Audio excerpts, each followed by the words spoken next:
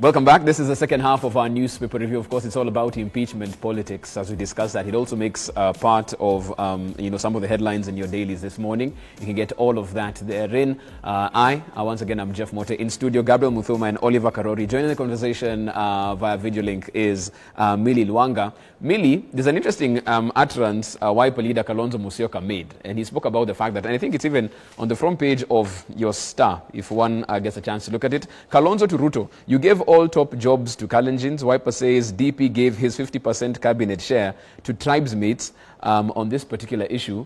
But this comes after the fact that for a very long while we had the narrative that there's only one president. It's not a co-presidency. The buck stops with Uhuru Kenyatta. He decides what to do with his government and his people, and they're only answerable to him. Why now are we trying to look for a way to split the blame here and say now it's 50-50 as we move forward with the statement from Kalonzo Musyoka? I really think the conversation has started now, because I think that right from 2013, people were always trying to see who was presented or fronted by the deputy president, who was fronted by the president, and how many slots, which are the powerful ministries that were being allocated to the deputy president. And this is that conversation has, truthfully speaking, been ongoing right from 2013. I think that we cannot brush under the carpet the issue of ethnicity in Kenya. In 2007, it almost broke this country down. And it is one of the biggest national threats that we had. And that is why in the talks that were led by his soul rest in peace, Kofi Annan, the issue of building cohesion became key. Again, 2017, another big threat to the country, the issue of people, certain communities in Kenya feeling excluded, because between 2013 and 2017, the talk had always been that everything belongs to the two communities. In fact, I think amongst professionals, there were jokes anytime jobs were advertised that if you don't belong to the right community, don't bother applying. So 2017, people were tired of these communities excluding the rest of Kenya. And that is why there was that big issue that almost split the country yet again. So for the former Vice President, Excellency Kalonzo Musyoka, to bring up this issue of allocation of key posts, it's part of the conversation. And I think it is rightly placed, because we are beginning to forget that the issue of ethnicity was the core of the problems that we had in this country. People feeling they were excluded from public service, from public representation, from governance. And unless and until we grab that bull by the horn and deal with it face to face, we will continue to have these problems. We can speak about professionalism. We can speak about the importance of us looking at quality and not talking about ethnicity. But the truth of the matter is that in Kenya, ethnicity, just the same way as gender, just the same way as persons with disability, remains a factor. Okay. Even as we talk about that, some people have said the solution to that, of course, has been the proposed BBI that has been brought forth. And I want us to take it there because this particular handshake and the BBI process has informed very many affairs in how politics is being run as far as this country is concerned. Let's take a listen to what the SG yesterday had to say, even as they spoke about whether they would field or not field candidates in the forthcoming by-elections. Let's take a listen. The Jubilee Party, that given the bigger picture of bringing this country together through the BBI avenue, ceding ground to the NASA parties in this instance is essential to ensuring that we do not open unnecessary arenas for conflict with our very able partners in the BBI. That seat belonged to Ford Kenya. The other seat belonged to ANC. These two parties are our friends.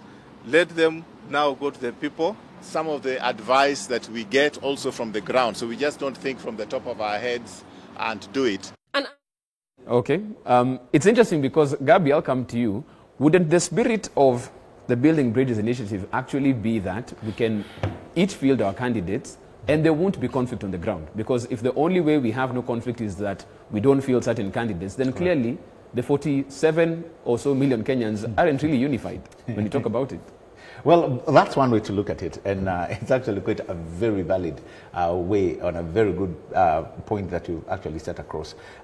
You would want to see that the piece that we keep talking about, which half of the time is what erodes our political sustainability, is that when we go to the ground and we have done an election, that piece will continue prevailing, that Jeff, I can come and shout my candidate, you know, at the highest of my voice as you do the same. But at the end of the day, I come to you and tell you, man, you did well, and I congratulate you. There's something that happened in Kibra, where as we came towards the end of the process, the by-election, these two gentlemen, the MP who got that seat and his counterpart who did not get that seat, they called one another and congratulated one another. That is what a peaceful environment should produce,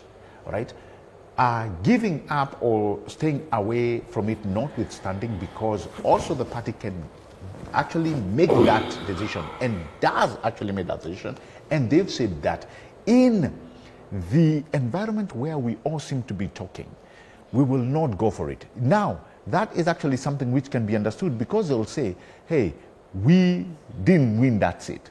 It was not ours to begin with. And in the spirit of, you know, harmonizing this environment, that we want to go with our partners towards BBI, and we don't want a lot of friction, then, you know, we will not field a candidate. And I think that is the idea that has won the day. It is not a bad thing. As a matter of fact, it is a good thing when you're trying to show that, you know what, we are thinking the very same thing that you're thinking, that so when we come to the ground to sell BBI, we will come from a position of understanding that we were not a threat to you at any given time. Because let's face it, if a candidate from Jubilee would go to a place like where SG was talking about, and they win these seats, and these seats did not belong to them, there is going to be some element of disunity, if you will.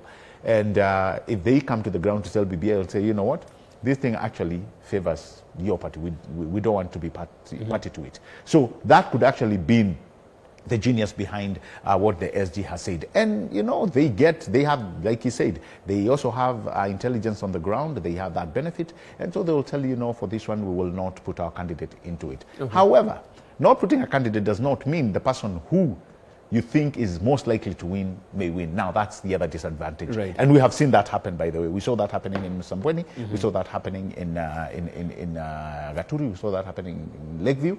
So there's really no guarantee that even if these people will not put in a candidate, that the person who you are favoring will win it. So again, that is the spirit of our democracy. Oliver, from what we've seen, because this isn't the first time they've decided to field what are now being called handshake candidates moving forward, that the whole force behind BBI is essentially shrinking the democratic space, because we want everybody who feels that they have something to offer to put their best foot forward in this democratic race. But it seems like at this point, if you're not within this particular agreement, then you won't be able to vie for this particular office. What's your take on that, even as they try to, you know, bring it forth as a way to bring unity and avoid unnecessary conflict, as G says? It is very unfortunate, to begin with, that Jubilee Party, the party that had a near supermajority in nearly everything, may it be governors, senators, members of the National Assembly, has shrunk so much that it calls for a press conference to issue candidates for MCA certificates. It is just unfortunate. The party that was a mammoth a few minutes ago, and I can say this, Whereas BBI and the handshake and all that machination might have its positive ends, this is one of its negative ends, and it is a very bad thing towards democracy. Why do we form political parties, Jeff? We form political parties to advance certain interests, and the people who come to that political party believe in certain ideologies. Let's say tomorrow we form a party with you, Jeff, that advances the issues of taxation. Tomorrow, Mudhuma and Luanga forms a party that advances certain values about maybe reproductive health or devolution. That party ought to be in each and every part of our country. The other thing that must also be stated here is this. We do not form political parties primarily or on a must basis that you must win a seat. Even in losing itself is making sure that democracy reigned, because what we want and what we thought BBI had imagined was that we must get to a space whereby ODM and Jubilee contest in a very hotly contested seat, and after the election no property is lost, no life is lost, and after election, what happened in Kibra happens. The winner and the loser, they shook hands and we move forward. That will have been a manifestation or a fruition of BBI.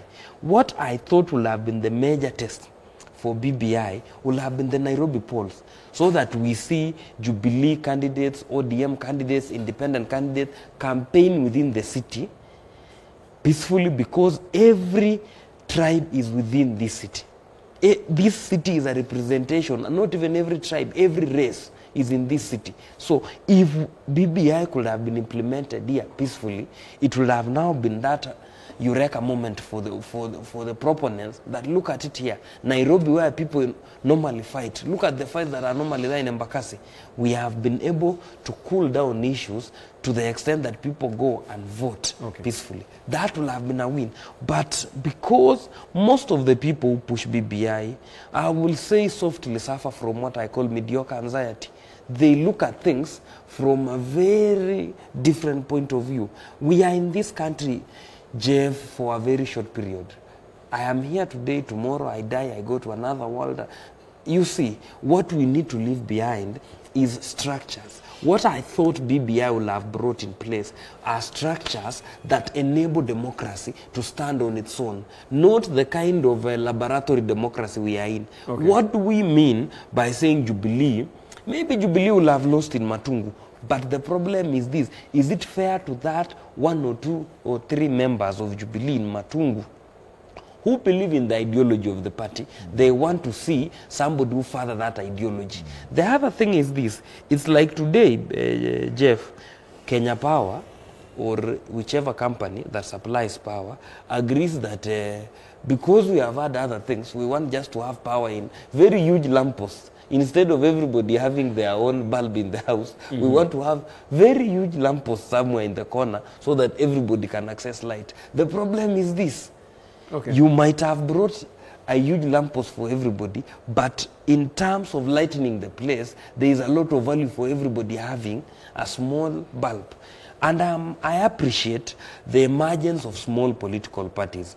That one for PEP, the one associated with Moses Kuria. There is another one called the New Democrats. There are so many political parties emerging to fill the space, and it is a good thing. It means Kenyans are appreciating now the value of democracy. And also we must be glad to the framers of the Constitution 2010 by bringing in independent candidates, so that when these big parties conspire, people can still get alternative leadership through independent candidates. It is a good thing. Let me bring Millie in on this, even as we speak about political parties, Millie, because there's one political party that has caused quite a bit of unrest politically when you think about it. It has all the makings and signs of what Dr. Ruto has been speaking about. It's speaking to the hustler. It has a wheelbarrow as its symbol, party symbol. And very many people have linked it to Dr. Ruto. He hasn't said anything about it. What's your take on that? Because even on the front page of the PD, they're talking about Ruto's candidates. These are not Jubilee candidates.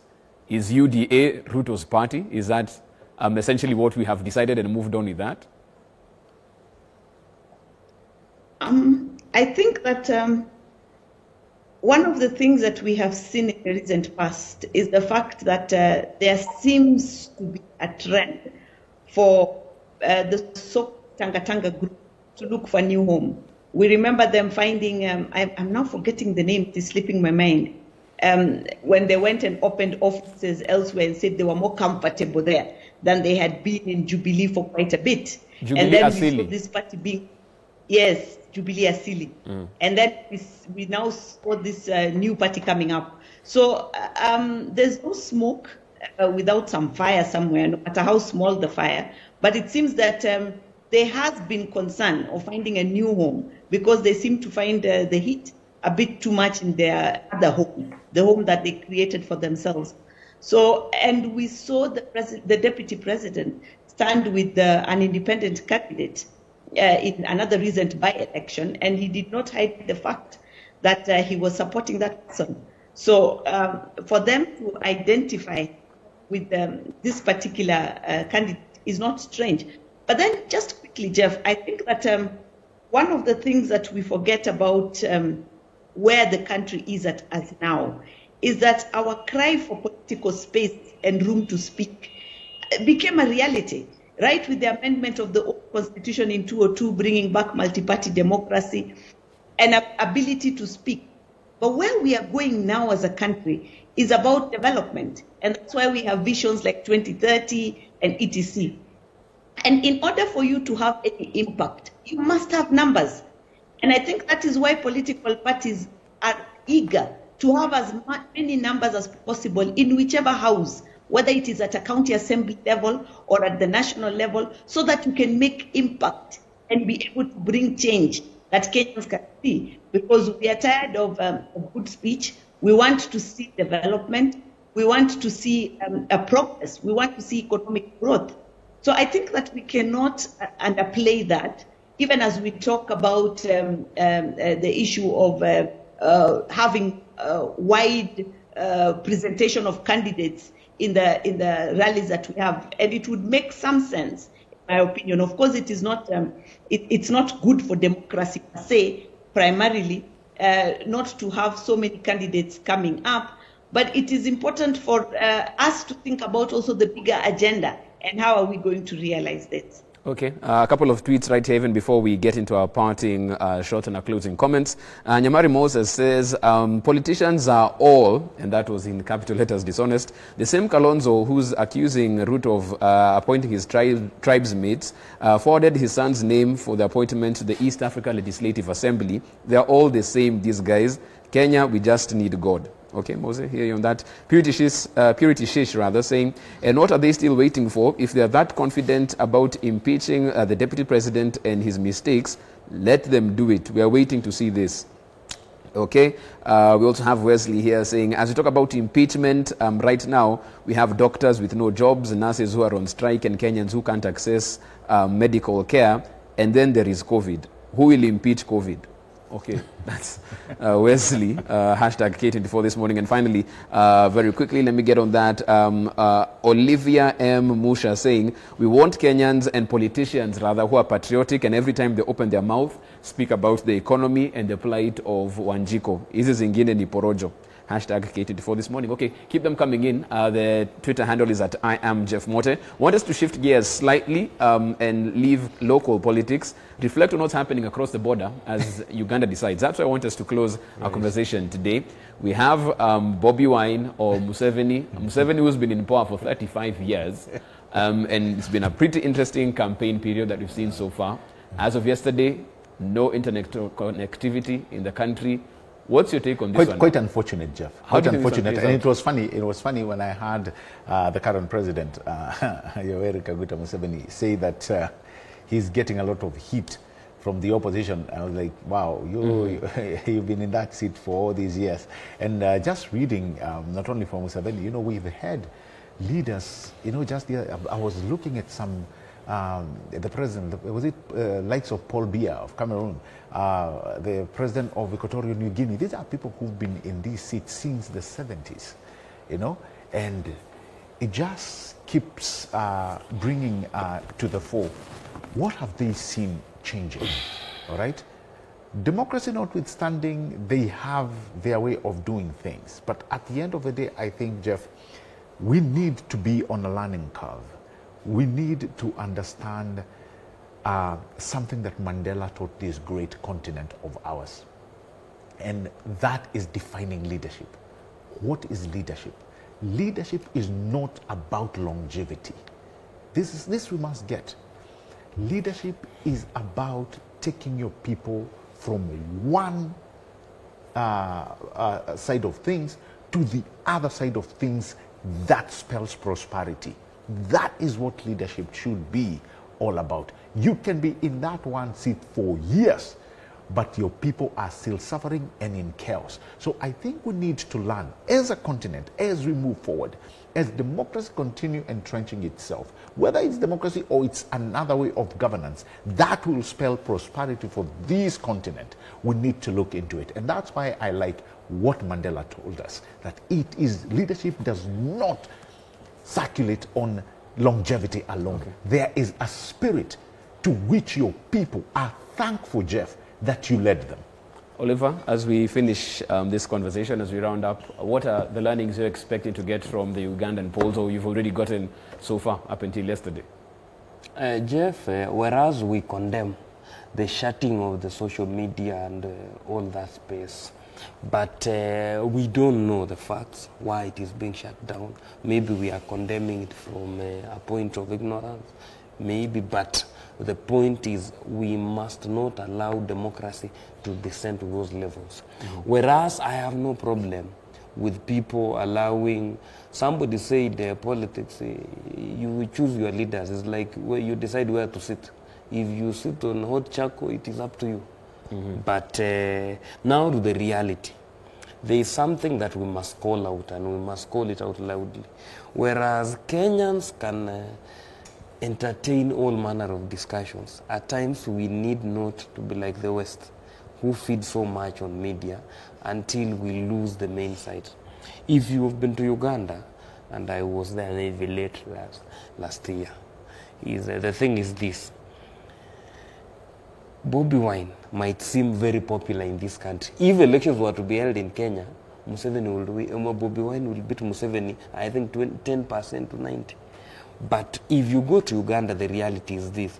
Bobi Wine is only popular in urban places, and not all urban places. What he has managed to do is he has courted the media through and through, and he has employed a very good strategy, and I think it is a good strategy for the upcoming politicians and wannabe revolutionaries, that you get yourself to conflict with police every time, and media will pick on you. Ask yourself this, Jeff. We have around 7 or 8 presidential candidates in Uganda, but we only hear about 3 or 4. Museveni, because he's the incumbent. Bobi Wine, because of the drama around everything. Amuria, there is another candidate known as Amuria, and there is Mao. Those are the only candidates we hear about. What about the rest? Does it mean they are unpopular? No. But the issue is the strategy they are using. Okay. And tomorrow, when the results will trickle in, we'll say Sevo has rigged the election. No. The man did not go to the villages. Okay. That is the reality. But the thing is this. There is something that if you go to Uganda, you can feel it. Whereas people are tired with Museveni as a president, they don't know what the future is like without Museveni. Him. That is the danger. And it is the danger that we must also address in parties like ODM. That people don't know a future in ODM without Raila. Okay, I want to get really in on this one, of course. Because even as we discuss offshore politics in Uganda, Rwanda and other places, we must ask ourselves, what about these people who have overstayed their welcome in political parties? If it is, I'm glad that in my lifetime, Kizza Besigye stopped being a lifetime opposition leader. It is a good thing. And the same happened to my friend in Tanzania. We now have fresh blood even in opposition. It is good for the circulation of ideas, Jeff. Let me get Millie in. Millie, 30 seconds as we close on this. Oliver already calling it to Yoweri's favor. What's your take in 30 seconds? Who takes the day? We've seen a lot from Bobi Wine. Does he end the 35-year presidency of Kaguta Museveni? I think that when you talk to a large population of Ugandans, Yoweri still has some popularity, and that's just the truth of the unfortunate truth of the matter. But I think that for me, the quick final word is the failure of institutions we put in place. Where is IGAD? where is EAC, where is AU? They would have by now gone to some pre-election observation report to say what they have found so that we had a clearer picture of this. So what's happening to the peer review process that we had in Africa so that we can get some sober statements out of this that we can rely on? Okay, fantastic point to close the show on this particular issue. Of course, many thanks to my panelists, Gabriel Muthuma, Oliver Karori in studio, Millie Lwanga via video link as well. Thank you so much for making time this morning. Thank you for your invaluable input. Keep it coming in at I am Jeff Moto on Twitter. We'll be conversing right there. We take a short break. We're back on the other side as we get interactive. Don't go too far.